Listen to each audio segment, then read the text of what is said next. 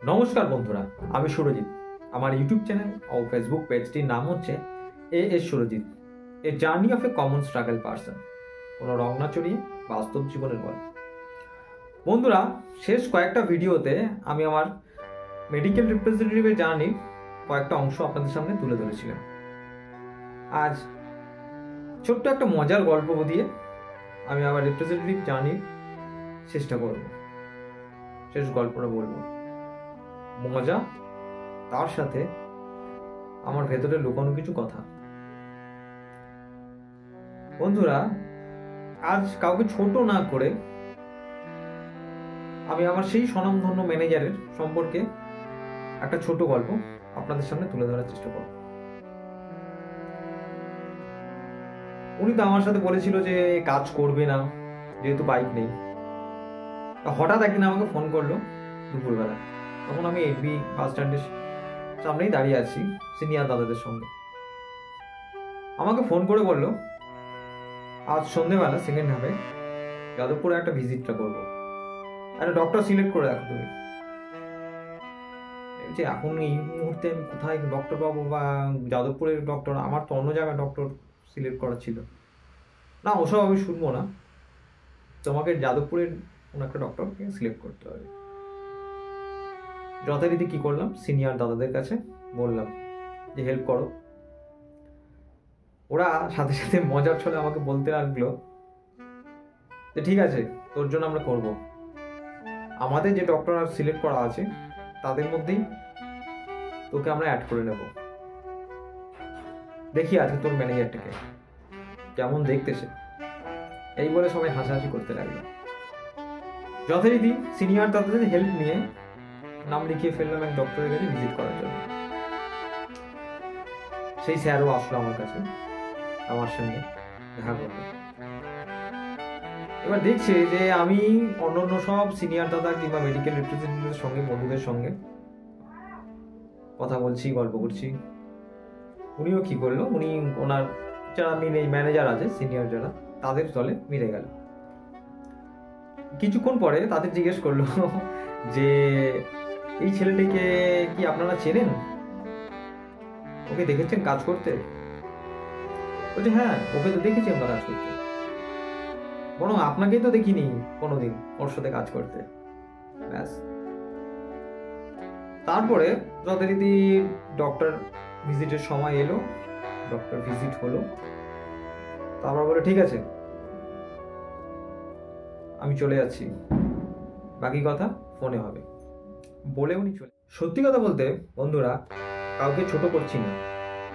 আজ এত বছর পরে আপনাদের সামনে বলতে গিয়ে আমার হাসি পাচ্ছে। হয়তো এই টুকরো টুকরো স্মৃতিগুলোই আমাকে বাঁচিয়ে রাখার রসদ। তার কারণ আজ সেই কর্পোরেট জগৎ থেকে আমি অনেক দূরে, আর কোনোদিন হয়তো আমি এই কর্পোরেট জগতে মিশতে পারবো না। তারপরের গল্পটা বলছি। তারপর যথারীতি কয়েক মাস কাটার পরে আমি অন্য একটা কোম্পানিতে ইন্টারভিউ দিলাম, সেখানে সিলেকশনও হয়ে গেল। যাক, ভাবলাম যে এইবার সুখের চাকাটা আমার ঘুরবে। যথারীতি কোম্পানিতে সিলেকশন হওয়ার পরে আগের কোম্পানিতে আমি রেজিগনেশন লেটারটাও আমি জমা দিয়ে দিলাম। যেই না জমা দিলাম, এক সিনিয়র দাদাকে ট্রিটও দিতে হলো যে নতুন কোম্পানি জয়েন করছে বলে সে খবরটা পেয়ে গেছে। কিন্তু ওই যে বলে, সুখ আমার কপালে সহ্য হলো না। এদিকে রিজিগনেশন দেওয়া, এদিকে নতুন কোম্পানি জয়েন করব, মাঝখানে আমার শরীর খারাপ হয়ে গেল। জয়েনিং ডেটে আমি জয়েন করতে পারলাম না। বুঝতে পারছেন তো ব্যাপারটা, কতটা জটিল পরিস্থিতির মধ্যে আমি গিয়ে পড়েছিলাম সেই সময়। চাকরিটা আমার হাতছাড়া হলো। তারপর যথারীতি ট্রিটমেন্ট করে আবার সুস্থ হলাম। আবার নতুন কোম্পানিতে জয়েন করার চেষ্টাও করেছিলাম, ইন্টারভিউও দিয়েছিলাম। কিন্তু এমন একটা পরিস্থিতিতে আমি পড়ে গেছিলাম যে আমি নিজেকে ফ্রেশারও বলতে পারছি না, আবার এক্সপিরিয়েন্সও বলতে পারছি না। যথারীতি কয়েকটা ইন্টারভিউ দিলাম, বাইকের সমস্যার জন্য আমি আর বাইকের কাজটা করতে পারলাম না। রিপ্রেজেন্টেটিভের চাকরি থেকে আমি 100 যোজন দূরে সরে আসলাম। এই কথাগুলো আজ বলছি এত বছর পরে, কতটা কষ্ট হচ্ছে সেটা আমি নিজেই জানি। সে যাই হোক, এই যে 5 মাসের আমার ছোট্ট একটা মেডিকেল রিপ্রেজেন্টেটিভের জার্নি ছিল, এটা অনেক রোমাঞ্চকর ছিল। অনেক ধরনের এক্সপিরিয়েন্স আমি নিয়েছিলাম। এই এক্সপিরিয়েন্সগুলো নিয়েই এখন আমাকে চলতে হয়। এই মজার মজার স্মৃতিগুলোকে নিয়েই আমি চলছি, আমি বেঁচে আছি। আজ আমি যদি রিপ্রেজেন্টেটিভের বা সেলসের জবে থাকতাম, কিছু একটা ভালো পরিস্থিতিতে আমি চলে যেতে পারতাম। আর সেই কর্পোরেট জগৎ থেকে অনেকটা দূরে। আমি মনে করি হয়তো কপালে আমার ছিল না, সেটা ছিল না বলেই আজ এত বছর পরে আপনাদের সামনে আমি সেই গল্পটা তুলে ধরার চেষ্টা করতে পেরেছি। ভগবান হয়তো যা করে মঙ্গলের জন্যই করে, এটা আমি সবসময় মানি, বিশ্বাস করি। আজ এত বছর ধরে নিজের মনের কথাগুলোকে চেপে ধরে রেখেছিলাম।